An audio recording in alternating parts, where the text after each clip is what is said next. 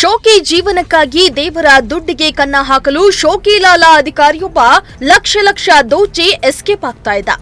ಆದರೆ ತಹಸೀಲ್ದಾರ್ ಅವರ ಸಮಯ ಪ್ರಜ್ಞೆಯಿಂದ ದೇವರ ದುಡ್ಡನ್ನ ದೋಚಿ ಎಸ್ಕೇಪ್ ಆಗ್ತಾ ಇದ್ದವನನ್ನ ಲಾಕ್ ಮಾಡಿದ್ದಾರೆ.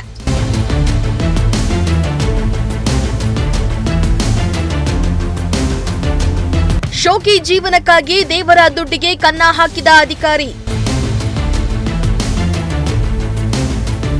ತಹಸೀಲ್ದಾರ್ ಸಮಯ ಪ್ರಜ್ಞೆಯಿಂದ ಐನಾತಿಯ ಲಾಕ್, ಹಣ ಸೀಜ್.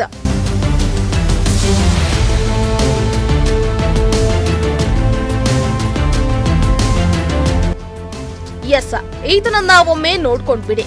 ಹೀರೋ ತರ ಫೋರ್ಸ್ ಕೊಡ್ತಾ ಇರೋ ಇವನ ಹೆಸರು ಹೇಮಂತ್ ಅಂತ. ದೊಡ್ಡಬಳ್ಳಾಪುರ ತಾಲೂಕಿನ ಸಾಸಲು ಹೋಬಳಿಯ ಆರ್ಐ ಆಗಿದ್ದ. ಸರ್ಕಾರಿ ಕೆಲಸದಲ್ಲಿದ್ದು ಕೈ ತುಂಬಾ ಸಂಬಳ ಕೂಡ ಪಡೆದುಕೊಳ್ತಾ ಇದ್ದ. ಆದ್ರೆ ಇವನ ಶೋಕಿಯ ಚಟಕ್ಕೆ ದೇವರ ದುಡ್ಡಿಗೆ ಕನ್ನ ಹಾಕಲು ಮುಂದಾಗಿದ್ದ.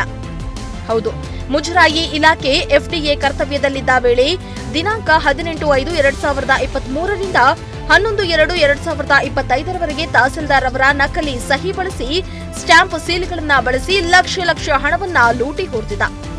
ಇಷ್ಟಲ್ಲದೆ ಮುಜರಾಯಿ ಇಲಾಖೆ ಎಫ್ಡಿಎ ಕರ್ತವ್ಯದಲ್ಲಿದ್ದ ಸಾಸಲು ಹೋಬಳಿ ಆರ್ಐ ಆಗಿ ವರ್ಗಾವಣೆಯಾದ ಬಳಿಕವೂ ಹೇಮಂತ್ ಕುಮಾರ್ ದಾಖಲೆಗಳನ್ನ ನೀಡುವ ವೇಳೆ ಚೆಕ್ ಬುಕ್ಗಳನ್ನ ನೀಡದೆ ಉಳಿದುಕೊಂಡಿದ್ದ. ಚೆಕ್ ಅನ್ನ ಬಳಸಿ ಹಲವು ಕಂತುಗಳಲ್ಲಿ ತಹಸೀಲ್ದಾರ್ ಅವರ ನಕಲಿ ಸಹಿ ಬಳಸಿ ಲಕ್ಷ ಹಣವನ್ನ ವಿವಿಧ ಖಾತೆಗಳಿಗೆ ವರ್ಗಾವಣೆ ನಡೆಸಿದ್ದಾರೆ ಎನ್ನಲಾಗಿದೆ.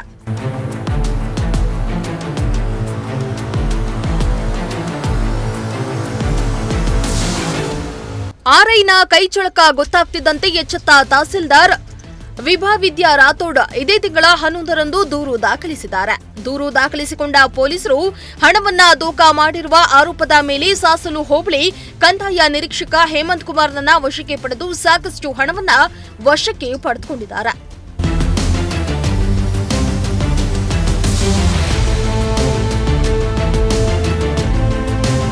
ಸತ್ತ ಮಹಿಳೆಯ ಹೆಸರಿಗೆ ಹಣ ಟ್ರಾನ್ಸ್ಫರ್.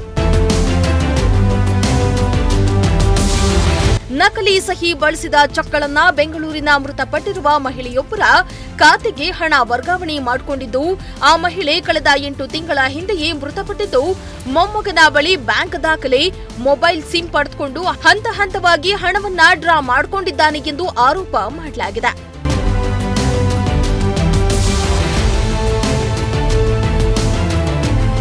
ಮನೆಯಲ್ಲಿ ಸೀಲ್ ಹಾಗೂ ಚೆಕ್ಗಳು ಪತ್ತೆ. ಪೊಲೀಸ್ ತನಿಖೆ ವೇಳೆ ಮನೆಯಲ್ಲಿ ನಕಲಿ ಆಧಾರ್ ಕಾರ್ಡ್, ನಕಲಿ ಸಿಮ್, ಸೀಲ್ ಹಾಗೂ ಸಹಿ ಸೇರಿದಂತೆ ಇತರೆ ವಸ್ತುಗಳು ಪತ್ತೆಯಾಗಿರುವುದು ತಿಳಿದುಬಂದಿದೆ. ಈ ಶೋಕಿಲಾಲ ದೋಖಾ ಮಾಡಿದ ಹಣದಿಂದ ಸುಮಾರು 10 ಲಕ್ಷ ರೂಪಾಯಿ ಕೊಟ್ಟು ಒಡವೆ ಮನೆಯನ್ನ ದುರಸ್ತಿ ಮಾಡಲು ಬಳಸಿಕೊಂಡಿದ್ದು, ಆನ್ಲೈನ್ ಗೇಮಿಗೂ ಹಣವನ್ನ ಸುರಿದಿದ್ದ ಎನ್ನಲಾಗಿದೆ. ಸದ್ಯ ಈ ಸಂಬಂಧ ದೊಡ್ಡಬಳ್ಳಾಪುರ ಪೊಲೀಸ್ ಠಾಣೆಯಲ್ಲಿ ಪ್ರಕರಣ ದಾಖಲಾಗಿದ್ದು ತನಿಖೆ ಮುಂದುವರೆಸಿದ್ದಾರೆ. ಒಟ್ನಲ್ಲಿ ಇಲಾಖೆಯಲ್ಲಿ ಒಬ್ಬ ಅಧಿಕಾರಿ ದೇವರ ದುಡ್ಡಿಗೆ ಕನ್ನ ಹಾಕಿದ ಅಂದ್ರೆ ಬೇರೆ ಇಲಾಖೆಯ ಕಥೆಯೇನು ಎಂಬುದು ಸಾರ್ವಜನಿಕರ ಪ್ರಶ್ನೆಯಾಗಿದೆ.